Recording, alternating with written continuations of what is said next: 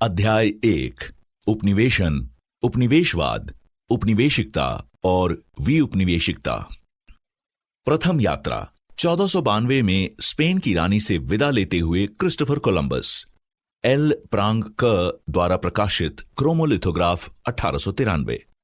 जुलाई 2018 में जब मैंने सर्वोच्च न्यायालय की संविधान पीठ में स्वामी अयप्पा के महिला भक्तों की ओर से सबरीमला अयप्पा मंदिर की रीति परंपरा के समर्थन में अपना पक्ष प्रस्तुत किया, तब उन तर्कों को मीडिया में बहुत प्रचार मिला। मेरे अनुमान से इन तर्कों को देश भर में इतना समर्थन इस कारण से मिला क्योंकि मैंने देवता को व्यक्ति के रूप में देखते हुए उसके अधिकारों की बात की थी, ठीक ऐसे ही जैसे कि किसी व्यक्ति के अधिकारों के आर्टिकल 25(1) के तहत की जाती है।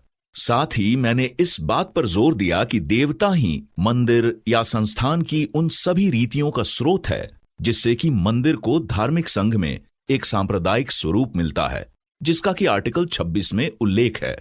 मेरे विचार में मैंने मंदिर की रीति और देवता के अधिकारों के समर्थन में तार्किक और संवैधानिक पक्ष रखा। इस तर्क में धर्म और संविधान का जो समावेश हुआ उसके पीछे अनेक व्यक्तियों का योगदान रहा। इस विषय पर मेरे विचार आज भी ज्यों के त्यों हैं।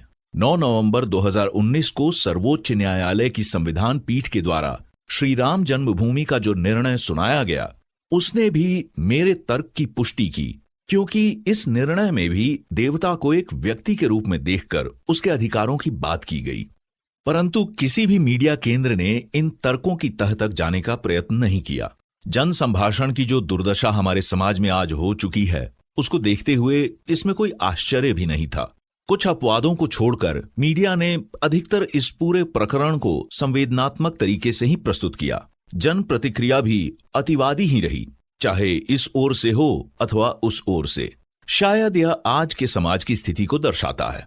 मेरे तर्क को पितृसत्तात्मकवादी कहकर उस पर तीखा व्यंग करने का प्रयत्न किया गया। दशकों से हो रहे उपप्रयोग के कारण ये शब्द अपना मूल अर्थ खो बैठे हैं और खोखले नारे बनकर रह गए हैं। जो लोग ऐसा कह रहे थे उनके चरित्र को देखते हुए मैंने इन आरोपों पर अधिक ध्यान नहीं दिया। रोचक बात यह है कि जो लोग मेरा विरोध कर रहे थे उन्होंने मेरे तर्क और मेरे पक्ष को रूढ़िवादी, पारंपरिक, तर्क विरोधी, विवेकहीन और आधुनिकता विरोधी कहकर उसका उपहास उड़ाने का प्रयत्न किया।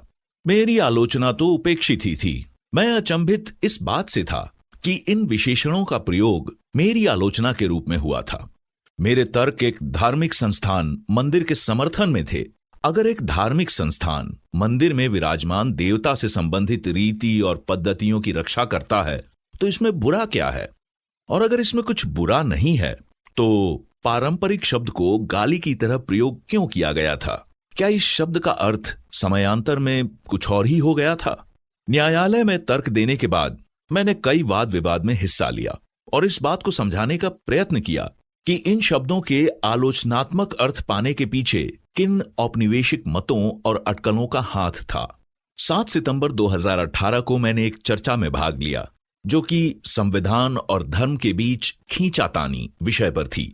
इस चर्चा में मैंने यह पक्ष रखा कि अगर हमें भारत की धार्मिक परंपराओं जैसे कि सबरीमला मंदिर की मान्यताएं की संवैधानिकता के बारे में बात करनी है तो हमें सबसे पहले औपनिवेशिक दृष्टिकोण को त्यागना पड़ेगा। इसके बाद ही मैंने उपनिवेशिकता, आधुनिकता और तार्किकता के बीच में परस्पर संबंधों को और औपनिवेशिक चेतना को समझने का गहरा प्रयत्न शुरू किया। भारत के सामाजिक ढांचों और भारतीय परंपरा से संबंधित विषयों पर चर्चा करते हुए हम आधुनिक और तार्किक जैसे शब्दों का प्रयोग सहजता से करते हैं, परंतु मुझे धीरे धीरे यह आभास हुआ कि इन शब्दों का उद्भव यूरोपीय उपनिवेशवाद में हुआ। लेकिन यह उपनिवेशिकता है क्या और इसका उपनिवेशवाद और उपनिवेशन से क्या संबंध है? इन शब्दों और सिद्धांतों का ऐतिहासिक संदर्भ क्या है और क्या इस संदर्भ के बाहर वे अर्थहीन हैं? उपनिवेशन वह प्रक्रिया है जिसके तहत किसी देश के लोग किसी दूसरे देश में उपनिवेश स्थापित करते हैं और उनका दोहन और शोषण करते हैं जिससे कि उपनिवेशकों के देश और उनका लाभ हो सके। उपनिवेश बनाने की इस प्रक्रिया को उपनिवेशन कहते हैं और उपनिवेशन की प्रक्रिया का प्रयोग अपनी सांस्कृतिक पहचान बढ़ाने के लिए करने को उपनिवेशवाद कहते हैं। To keep listening to this audiobook, I've left you a link in the description so you can do it, at no cost thanks to Audible's 30-day free trial.